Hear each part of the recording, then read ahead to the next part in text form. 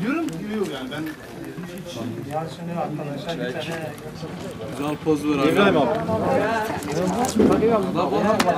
Güzel bak.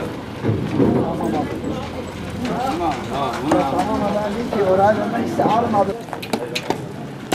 Gel. Gel.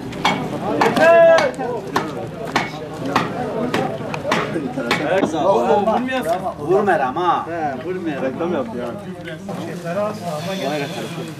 Hangi? Sarı bu. Ya bu bundan şey yapma. Sabahla. Ya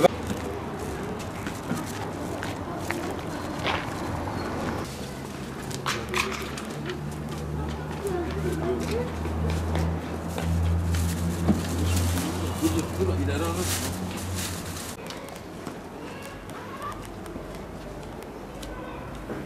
Şimdi birinci kat şey. Evet var ha. Bina Karaman.